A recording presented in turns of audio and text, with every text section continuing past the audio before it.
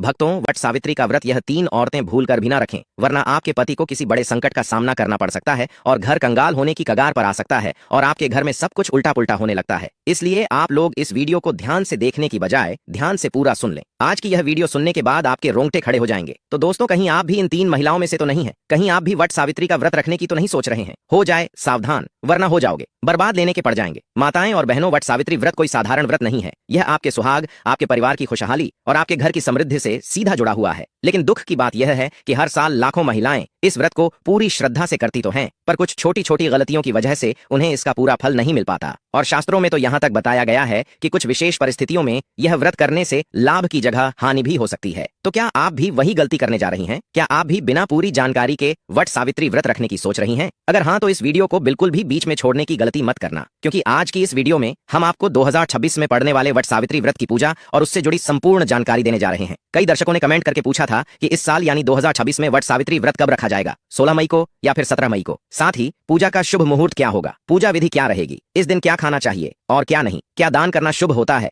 और किन चीजों का दान इस दिन भूल कर भी नहीं करना चाहिए, ये सब कुछ आज आपको इस वीडियो में बताया जाएगा। साथ ही हम आपको यह भी बताने जा रहे हैं कि वह कौन सी 3 महिलाएं हैं जिन्हें वट सावित्री व्रत गलती से भी नहीं करना चाहिए। इसके अलावा अगर आप पहली बार व्रत रख रही हैं तो किन बातों का ध्यान रखना जरूरी है, किन सावधानियों का पालन करना चाहिए और पूजा की विधि किस तरीके से करनी है, इन सभी सवालों के जवाब आपको इस छोटी सी वीडियो में मिलेंगे। तो दोस्तों, आपसे विनती है कि वीडियो को बीच बीच में स्किप करके ना देखें, पूरा वीडियो एक बार में देखें ताकि आपको हर बात ठीक से समझ में आए और कोई भी जरूरी जानकारी छूट ना जाए। जी हाँ दोस्तों, वट सावित्री व्रत के दिन चाहे कुछ करें या ना करें, लेकिन एक छोटा सा काम ऐसा है जो आपको जरूर करना चाहिए। इस एक काम से आपको अखंड लक्ष्मी की प्राप्ति होती है और सौभाग्य हमेशा बना रहता है। इसलिए आज की वीडियो बहुत ही महत्वपूर्ण है, इसे शुरू से अंत तक जरूर देखना और खास तौर पर इसे सुहागन महिलाओं तक शेयर जरूर कर दीजिए, क्योंकि यह व्रत विशेष रूप से शादीशुदा महिलाओं के लिए ही होता है। तो चलिए दोस्तों, अब इस वीडियो में आगे बढ़ते हैं। लेकिन उससे पहले अगर आप भी अपने जीवन में भगवान भोलेनाथ और माता पार्वती जी की कृपा और आशीर्वाद पाना चाहते हैं तो वीडियो को एक बार लाइक जरूर करें। नीचे कमेंट बॉक्स में अपने पति की लंबी उम्र के लिए जयमान सावित्री जरूर लिखें।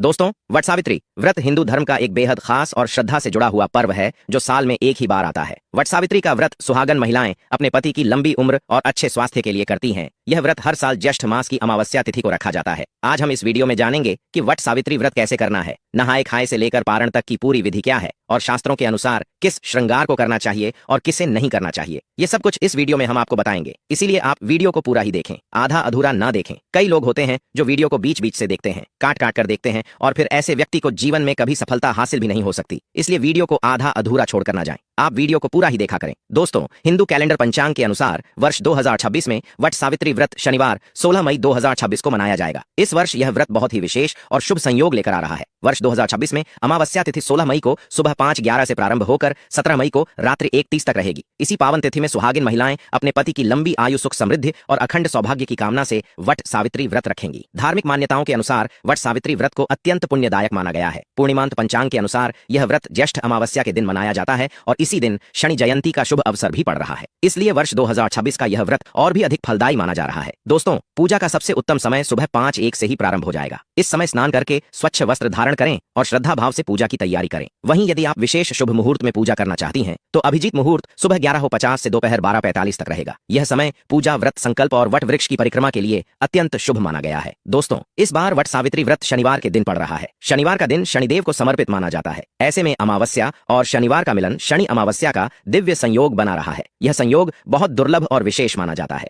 मान्यता है कि इस दिन व्रत रखने से शनिदेव की कृपा प्राप्त होती है, जीवन के कष्ट दूर होते हैं और परिवार में सुख समृद्धि का वास होता है। कहा जाता है कि जिस घर में सच्ची श्रद्धा से वट सावित्री व्रत किया जाता है वहां भगवान श्री हरि विष्णु की कृपा बनी रहती है। जहां श्री हरि का वास होता है वहां माता लक्ष्मी भी स्वयं पधारती हैं। ऐसे घर में धन, ऐश्वर्य, वैभव और खुशहाली बढ़ती है। जो सुहागिन महिला शुभ मुहूर्त में श्रद्धा भाव से वट सावित्री व्रत करती है उसके पति की आयु लंबी होती है, जीवन में उन्नति आती है और दाम्पत्य जीवन में प्रेम बढ़ता है। पति के बीच आपसी समझ मजबूत होती है, रिश्ते में मिठास आती है और घर में शांति बनी रहती है। यह व्रत पति पत्नी के अटूट प्रेम और समर्पण का प्रतीक माना जाता है। अब बात करते हैं नहाए खाए की, जो व्रत से एक दिन पहले किया जाता है। यानी इस साल 15 मई को नहाए खाए रखा जाएगा। इस दिन सबसे पहले अपने नाखून काट लें, फिर अच्छे से बाल धो लें और उसके बाद शुद्ध सात्विक भोजन करें। इस दिन भोजन में प्याज, लहसुन, बैंगन, मसूर की दाल जैसी तामसिक वस्तुओं से परहेज करना चाहिए, क्योंकि यह चीजें व्रत के दृष्टिकोण से अशुद्ध मानी जाती हैं। साथ ही इसी दिन आप अपने हाथों में मेहंदी जरूर लगा लें, क्योंकि यह शुभता और सौभाग्य का प्रतीक मानी जाती है। इसलिए इसे व्रत से एक दिन पहले ही लगा लेना उचित होता है, क्योंकि देखिए दोस्तों, मेहंदी और महावर सुहागन स्त्रियों की शान मानी जाती है। इसलिए अगर आप व्रत वाले दिन कोई विशेष प्रकार का साज सज्जा पूजा या श्रृंगार नहीं कर पा रही हैं, तो कम से कम अपने हाथों में मेहंदी और पैरों में महावर जरूर लगा लीजिएगा। और अगर आपके घर में वट सावित्री व्रत के दिन ठेकुआ बनाने की परंपरा है, तो उसे भी आप नहाए खाए के दिन ही बनाकर तैयार कर लें, ताकि अगले दिन व्रत के दिन कोई हड़बड़ी ना हो। अब बात करते हैं व्रत वाले दिन की। तो इस दिन आप सभी महिलाएं सुबह जल्दी उठ जाइएगा और अच्छे से स्नान करके तैयार हो जाइएगा। व्रत के दिन खास तौर पर लाल या पीले रंग के वस्त्र पहनकर ही पूजा करनी चाहिए। अगर आपके पास नई साड़ी है तो बहुत अच्छा, आप नई साड़ी पहन सकती हैं, और अगर नई साड़ी नहीं है तो आप शादी की पुरानी साड़ी भी पहन सकती हैं, उसमें भी कोई दोष नहीं है। बस इतना ध्यान रखिए कि चूड़ियां जरूर से नई होनी चाहिए। आप एक डिब्बा नई चूड़ी जरूर खरीद लें। साड़ी चाहे पहनी हुई हो चलेगा, लेकिन चूड़ियां नई ही लेनी चाहिए। इस दिन 16 श्रृंगार करना बहुत ही जरूरी होता है। आप सबसे पहले सिंदूर से अपनी मांग भर लीजिएगा,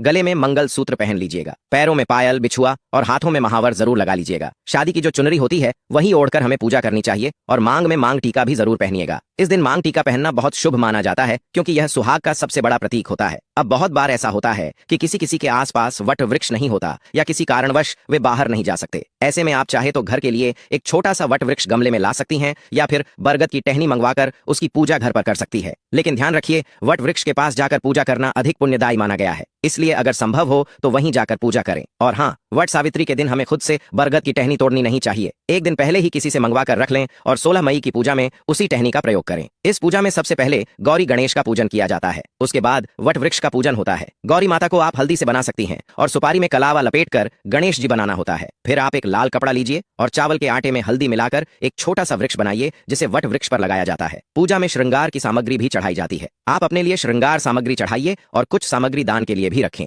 व्रत के दिन जो भी मौसमी फल उपलब्ध हो, जैसे तरबूज, खरबूज, पपीता, अंगूर, आम, उन्हीं फलों को प्रसाद के रूप में चढ़ाया जाता है। और वट वृक्ष को आप हवा जरूर करें। इसके लिए आप बांस से बना हुआ पंखा लें। एक पंखा आप वट वृक्ष को हवा देने के लिए इस्तेमाल करें और दूसरा पंखा दान करें। इसी तरह आप एक पंखा से अपने पति को भी हवा करें, इसलिए 2 पंखे अपने पास जरूर रखें। पूजा के बाद वट वृक्ष की परिक्रमा की जाती है। इसके लिए अगर आपके पास कच्चा सूत है तो उससे परिक्रमा करें, और अगर नहीं है तो आप मौली धागे से भी परिक्रमा कर सकती हैं। नियम के अनुसार 108 परिक्रमा करनी चाहिए, लेकिन अगर आप उतनी नहीं कर सकती तो अपनी क्षमता के अनुसार 7, 11, 21 या 51 परिक्रमा भी कर सकती हैं। परिक्रमा करते समय अगर धागा टूट जाए या खत्म हो जाए तो घबराइए नहीं, आप परिक्रमा बंद मत कीजिए। उसी धागे को वहीं बांधकर आगे परिक्रमा